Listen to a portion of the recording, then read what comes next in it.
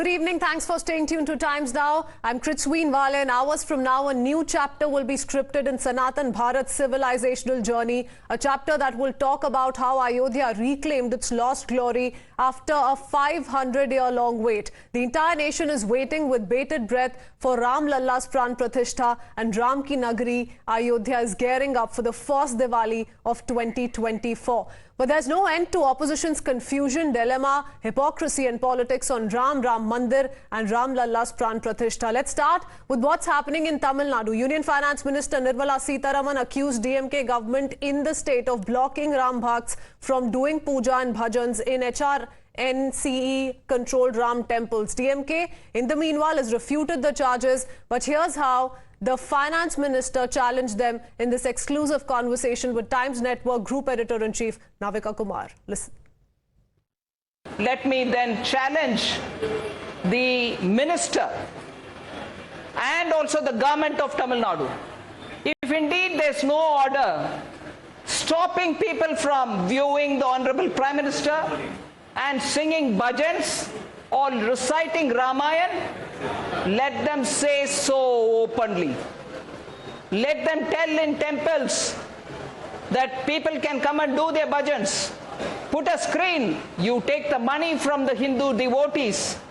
You control the Hindu temples, and that is not even right. You take the monies from the contribution made from the bhakta. Please establish a TV in the temple, a television screen, and openly say we wouldn't have any objection and we would welcome Hindu devotees to go to the temple and watch the program which Honorable Prime Minister is doing. You are welcome to watch the live telecast. Say that positively. Don't hide behind bushes. Let's quickly, on that note, take it across to our guest joining us this evening. We have Advocate Umair Junaidi, political analyst, with us. Also with us is political analyst Jagadeeswaran. Will be speaking for the DMK in this case. And lastly, Tausif Ahmed Khan is also with us on the broadcast. We have Sanju Verma, national spokesperson of the BJP, with us as well. Many thanks for joining us, Sanju and gentlemen. I want to first up take it across to Mr. Jagadeeswaran. The first set of allegations pertaining to Tamil Nadu, there's lots that we want to talk about this evening. Of course, it's a celebratory time for the entire nation, but this kind of politics continues to play out in full swing. Talking about Tamil Nadu specifically with regards to the comments, rather the allegations leveled by Finance Minister Nirmala Sitharaman, the DMK was quick to refute the charges, saying that none of this has been dictated by the DMK government. She's come out to tell Times Now on record, Mr. Jagadeeswaran, that if this is not true, if what she's saying has no merit in it, then the DMK must come out with a public announcement that they've not refuted any such charges. I think DMK has come with a public announcement. Segar Babu for HR&CE clearly told Hindu Religious and Charitable Endowments Department hasn't imposed any limitations on devotees' freedom to offer food, conduct pujas in the name of Sri Ram, or provide prasad in temples. And he also mentioned that it is unfortunate that people in office like Union Finance Minister Mrs. Nirmala Sitharaman and others are purposefully propagating this erroneous information. So no circular has been sent to any temple saying you should not do it. And I saw a couple of notices from even BJP leader Annamalai, and I read everything. See, there are certain procedures that needs to be followed. I saw a school is conducting, is trying to organize 2,000 people in a school to see the live performance, live puja performance of Pran Pratishtha. And what the police is asking is, have you got permission? So make sure you got permission from the HR&CE department as well as from us, so that you can conduct it smoothly, so that there are no law and order issues. See, tomorrow, if there are some issues in any places, without taking permission from HR&CE or police department, we are going to quickly jump and say the police hasn't done its duty, the Tamil Nadu government hasn't done its duty, the HR&CE department has failed. And that is what the HR&CE department is ensuring. And there are places where are you saying these are all cooked up stories? Are you saying what Annamalai is saying, what the finance minister is saying has no merit to it whatsoever? It's all made up? Because Annamalai also says that HR&CE department has denied permissions verbally. Tamil Nadu Police Department has been citing frivolous reasons for rejecting the request to telecast these live programs. No, there and are they no put out this letter. I You can see the letter seeking permission as well on your screens. Yes, yes, these are not frivolous reactions. See, they have very clearly said for any protest or any demonstration for any performance, there needs to be certain procedures needs to be followed. And say, for example, you have to apply before 1 week, apply before 15 days, something like that. So they are asking, have you followed that procedure? If since you haven't followed that procedure, we are not in a position to give you the permission, which is seeked at the very last minute. But and it is not happening How at every late place. were the There are permissions places where sought? Sanju Verma, you're in a better place perhaps to respond to what Mr. Jagadeeswaran is saying. Hi, Kritswin. I have a couple of points to make here, which will completely demolish the lies peddled by the DMK on your panel. First and foremost, we are all aware that yes, the HR&CE Act is applicable in Tamil Nadu, which gives the DMK establishment control of over 36,000 temples, 189 trusts, and 56 mathas. But the devil is always in the detail.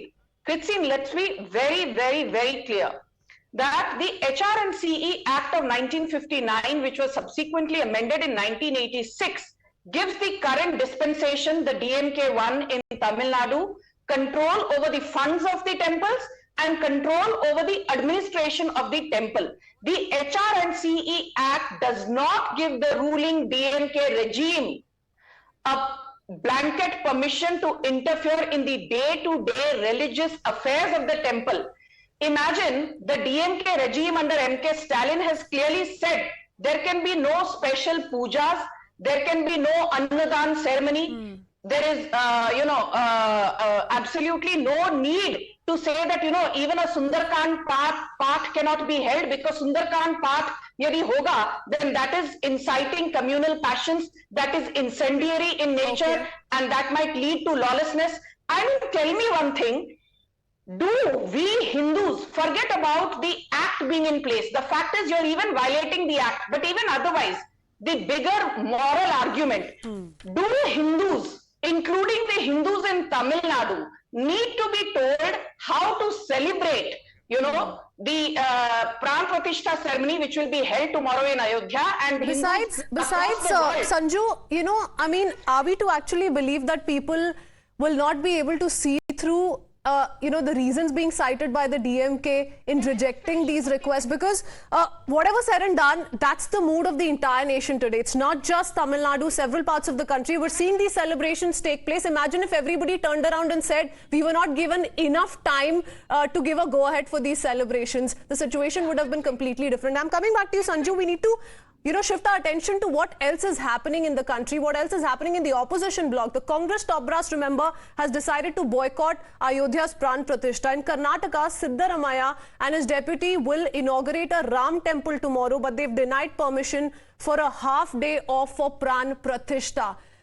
In Himachal and Jharkhand, interestingly, where Congress and its allies are in power, they have decided to give an off. In Delhi, while Arvind Kejriwal is skipping the Ayodhya Pran Pratishtha, the Aam Aadmi Party is organizing a Ram Leela. In Bengal, the BJP, remember, has accused the TMC of blocking Ram Yatras and Ram Pujas. So the situation is no different. The story is no different. First, it was several excuses that were being looked at by many in the opposition on what do they say to reject this invite of Pran Pratishtha, and now there are several other reasons being cited for whether or not an off should be given. In the meanwhile, as this confusion continues in Karnataka Chief Minister Sitharaman and his deputy DK Shiv Kumar will inaugurate a Ram temple in Karnataka. The leader of opposition R. Ashok, remember, who'd written to the Chief Minister seeking half day off for Pran Pratishtha, was denied permission for the same. Make out for yourselves what's going on in the state of Karnataka.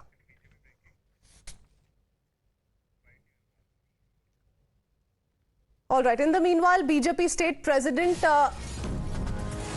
has also attacked the chief minister, has slammed Congress's double face on the 22nd January face-off, says holiday in Himachal, but not in Karnataka. That's the BJP, of course, hitting out at the opposition. I want to quickly take in a word from Neha before I take it across to my guest once again. Neha, permission not being granted for an off in Karnataka, like I said, it's been granted in Himachal Pradesh, which is also a Congress-ruled state. And there are other plans in place that the Chief Minister and the Deputy Chief Minister have for tomorrow. Take us through the latest.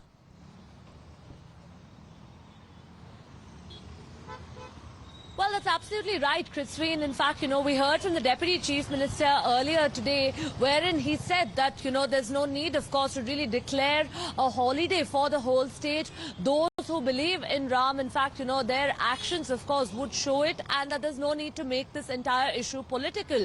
Meanwhile, you have the Chief Minister here also, of course, going on to say that they would go ahead and inaugurate a Ram temple that's recently been constructed in Bengaluru. All of the senior Congress leaders, of course, including the Chief Minister and his deputy, would be present at this event. And on the other hand, also you have, of course, the Muzrai Minister there directing all temples to carry out pujas tomorrow on the occasion of Ram Mandir. And meanwhile, on the other hand, you have the BJP, of course, here going on to attack the Congress party and question as to why a holiday is not being declared in Karnataka. For better understanding, we'll go across to our guests as well, representing the Congress, speaking for the Congress, to understand why this makes sense today. But let's listen into the Chief Minister's announcement of how he plans to inaugurate a Sri Ram temple in Karnataka tomorrow.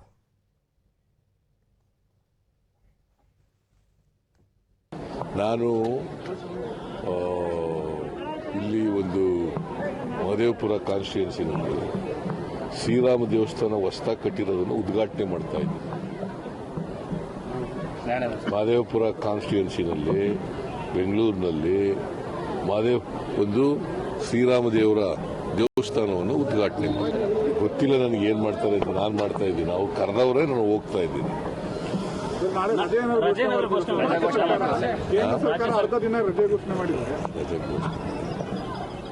ರಜೆ ಘೋಷಣೆ ಮಾಡಲ್ಲ. Mr. Umair Junaidi, would you want to quickly take that for everybody?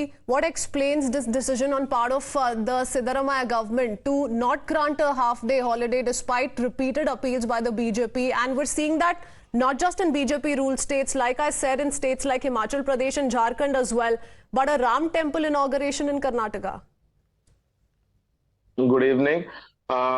Siddaramaiah stating that he will be inaugurating the Ram Mandir newly constructed in Bengaluru shows the bhakti of Siddaramaiah towards Lord Ram, and the BJP demanding the holiday and it is being denied by Siddaramaiah is part and parcel of the government decision what he thought of taking to be better for the state. So declaring the holiday or not is not the point. The point is wherein the BJP always questions on the bhakti of the Congress leaders or Congress party. So it clearly shows that Siddaramaiah is inaugurating a newly constructed Ram Mandir in Bengaluru, and similarly the other states are doing their own show of this bhakti pradarshan jisko kaha jata hai wo kar rahe hain. So okay, so we're to make that he's a Ram Bhakt only because he's inaugurating a Ram temple. The fact that he's refused a half-day holiday on the day of Pran Pratishtha is something we should completely sideline and leave for another day. I'm going to come back with a greater detail and a greater analysis of what the situation in the opposition camp is. We need to head into a very quick break. Binay Singh, Tausif Ahmed Khan coming back to you in just 2 minutes.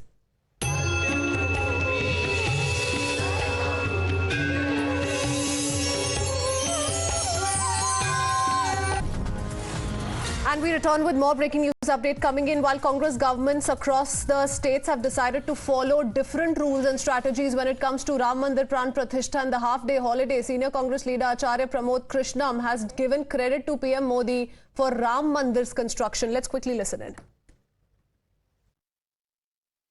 ये बात ठीक है कि मंदिर का निर्माण अदालत के फैसले से हो रहा है और हुआ, लेकिन अगर मोदी देश के प्रधानमंत्री ना होते, अगर देश के प्रधानमंत्री नरेंद्र मोदी की जगह कोई और होते तो ये फैसला ना हो पाता और ये मंदिर ना बन पाता. इसलिए मैं राम मंदिर का निर्माण और राम मंदिर के इस प्राण प्रतिष्ठा के शुभ दिन का जो श्रेय है वो सर्वाधिक नरेंद्र मोदी को देना चाहता हूं. Binay Singh, how would you respond to these kind of varied reaction statements coming in from many within the Congress, alternate plans in place by Rahul Gandhi, by several others, All right, we seem to have lost that line with Binay Singh. Quickly going across to Umair Junaidi once again. How do you respond to this? You have someone from within the Congress crediting the Prime Minister for Ram Mandir's construction, several other plans in place.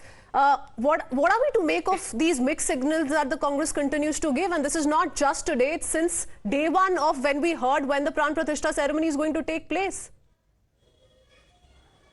The Congress is the secular party wherein each and every person has the right to display, show or exhibit or express whatever he or she likes and want to show to the public or to the others. So one of the leader like Krishna Acharya or several other leaders of the Congress, if they are giving a statement praising somebody, sir, in the name of freedom of speech, is anything going to be allowed? You have Digvijay Singh raising questions on, why is there a new Murti? Then you have an Udit Raj fear-mongering over the issue. Then you have several other parallel plans in place. But Karnataka government does not want to grant a half-day holiday. Why are we giving these kind of mixed signals to the country? Quickly going across to Binay Singh. Binay, are you convinced by the arguments being put forth by the Congress today? What are they trying to do, you think? How can there be an argument? Look, the kind of hypocrisy the Congress government is having. On one side, you are beneficiary of the Mandir system. You are getting benefits from the donations. There you don't feel you are secular, you don't need to take donations from one. You are beneficiary of that. And I think there are two governance models in this country now. One is Ramarajya model, which is Antyodaya, taking care of everyone at the bottom of the pyramid, anyone who is on the socio-economic pyramid at the bottom. And the one is the Mughaliya Sultanate type of governance, where if you are a Hindu, you have to pay a jizya tax. Where you are a Hindu, you are not you are not free to practice your religion. What the hell is this? Okay. On one hand, Rahul Gandhi, when it comes to political compulsion, he became a Janevdhari Brahmin. And look at the kind of hypocrisy what his party is doing. And I have to say only one thing. There is a song we used to see in the Ramayana serial that Buddhi mein jab kast ho, Bhag mein jab kast ho, to Buddhi sabse bhrasht ho. Okay, all right. Rahul Gandhi says he doesn't need to wear his religion on his sleeve. That's Rahul Gandhi's rebuttal to your limited argument. But since we're talking about parallel events, that have been staged by many in the opposition, Tausif Ahmed, coming to you lastly in the debate, really want to understand the West Bengal perspective, Mamata Banerjee's perspective. Is that what the TMC is also attempting? The sense that the BJP is trying to convince people of is that they do not want to, the opposition does not want to alienate anybody, especially the majority community, and hence they're staging or planning these parallel events, but want to take the attention away from the Ram Mandir Pran Pratishtha. And that's why they're skipping it. You see, BJP tells lies with impunity. BJP spreads propaganda and hatred with impunity. They went to court against the all-faith rally which Mamata Banerjee is going to lead as a TMC Supremo tomorrow. Court declined to intervene. Court allowed that rally of Mamata Banerjee. After that, the state biggest BJP leader of Bengal, he started spreading lies that there is going to be a power cut by showing a WBA state electricity board's notice from previous year of the same date. They are spreading this propaganda and lies that there's going to be a power cut tomorrow to prevent people from watching the watching TV for why is it that this communal harmony rally by Mamata Banerjee had to be carried out on the 22nd itself? That's why I'm saying that these parties are attempting to take the attention away from the Ram Mandir Pran Pratishtha ceremony. Sanju wants to respond. I'm running out of time. 30 seconds to you, Sanju. She has all the right to do so. Mamata Banerjee has all the right to do so. I was cut short even when I was making my introductory statement. Can I please make my point? Yes, please go ahead. We're running out of time, yes. All faith rally. Okay, you can have this man speak because, since you call the BJP, but we are not really allowed to speak, I don't understand why you call us. Go ahead, Sanju, make your point.